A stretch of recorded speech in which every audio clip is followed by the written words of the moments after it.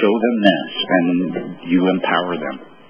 Right. They were never our enemies, eh? They were always there. I think peace officers, anyways, have always been there.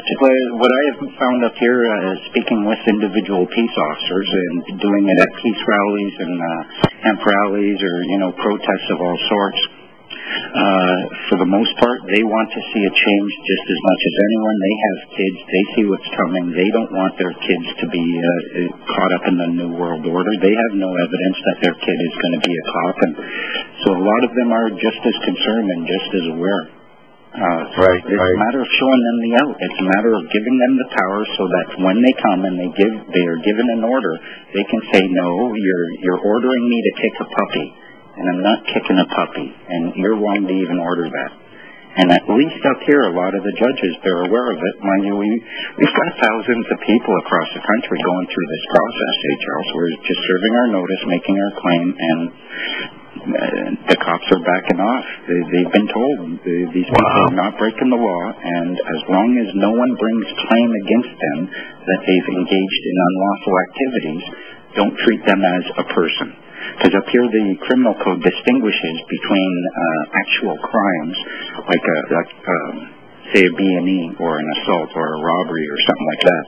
It refers to anyone who, and anything else, all the other acts, refers to any person who.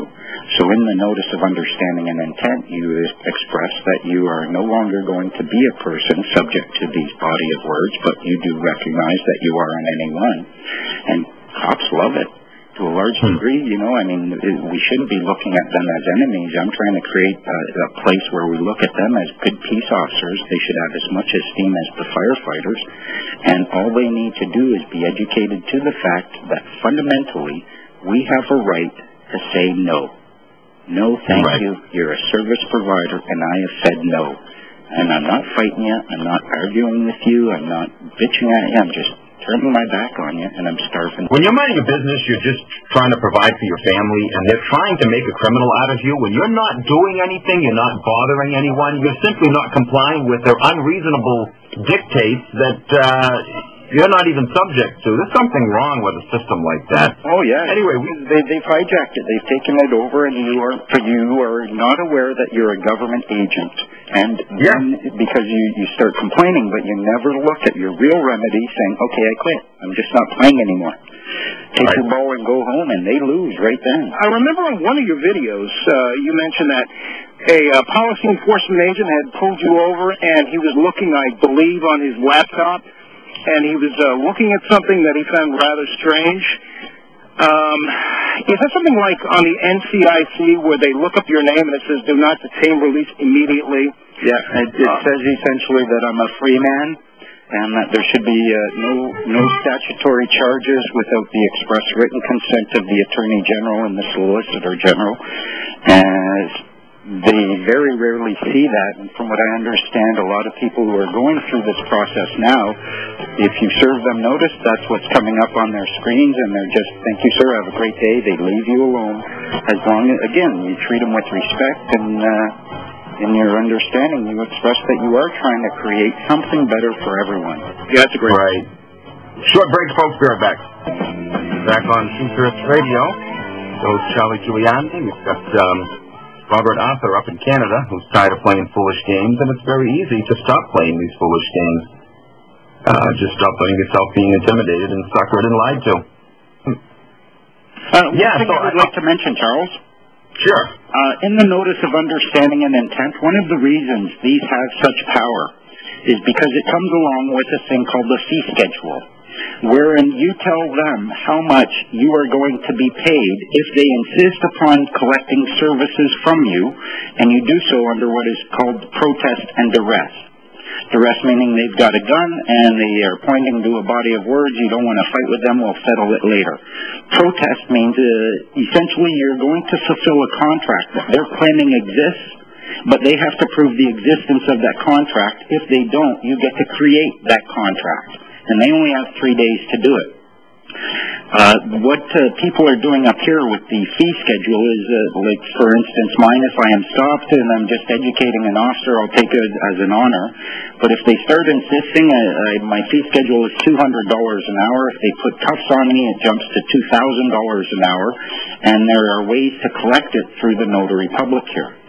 So once you've gone through that process and it comes up on their screen that you might be personally liable for his fee schedule, and it's $200 an hour and $2,000 if you're incarcerated or cuffed, people don't want to start playing that game. They're adding more and more and more stipulations and requirements, and they're forcing you to wake up.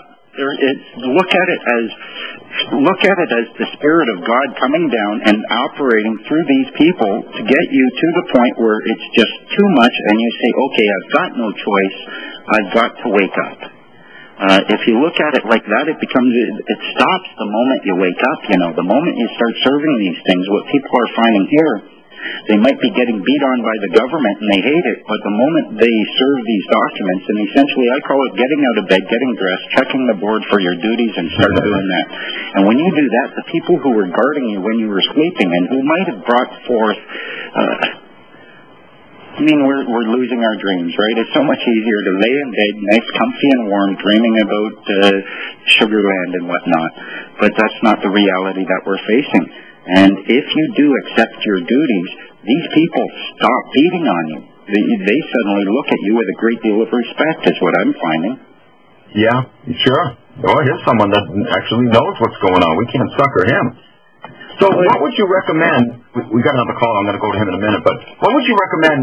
Most of our listeners obviously are not out of the system, quote unquote. They do have, in fact, Social Security or social insurance numbers. Unfortunately, it's not as easy for them, is it? No, and they probably have families and jobs in there, and I was in a position where I had very, very little to lose and everything to gain by doing it. So I don't really have an answer for that, except people have to look at the truth themselves. It's their own due diligence and examine the situation. And if they think that they're better off getting these benefits that are, personally, I can never see any benefit from a deception, and it's clearly a deception happening. So I don't know how anyone could expect me to accept that that's a benefit, but if they consider it a benefit, or it's just too difficult to get out at the time, I think a lot of power comes just by knowing what you can do if you need to, and you will get these people in government to start serving you better if you come from a position of knowledge and power instead of a position of ignorance, essentially. And being a subordinate. Yeah, and who's to be subordinate? I mean, they tricked us. We're supposed to be masters. They're supposed to be servants. They offered us benefits. We went and begged for those benefits, not knowing that we would then be servants as well in their little game, and they would be the boss of all servants. But now we can say, okay, the game's over, and I'm the master once again, and they will respect that if you do act like a master. People, especially in America, in the U.S., I should say, are deceived by this idea that we're a free country. And it doesn't matter how much they become enslaved, they still have it in their head that they're free. I mean, what's free about it when you none are more enslaved what do you want? Yeah, none are more enslaved than those. But also it's I don't know that I would be as comfortable doing what I do down there, because there is a much more government militant type attitude, to be nice about it. Up here in Canada, we don't really laugh at you guys. We used to, but now it's getting scary and sad for y'all. We've got, I think, far more freedoms up here, and I think as a common law jurisdiction, we are quite blessed in what we have available to us and are available to respond.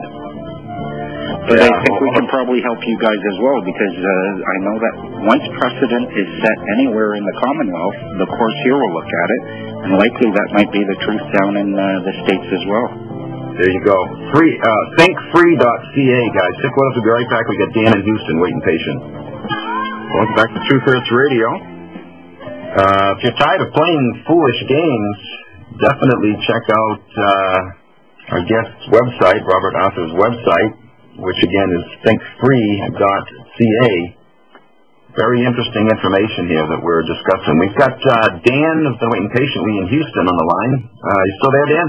Yes, sir. Yes, sir. Yeah, I may have called you for the wrong reason. I was caught part of your conversation with other speakers. I called because my son was murdered last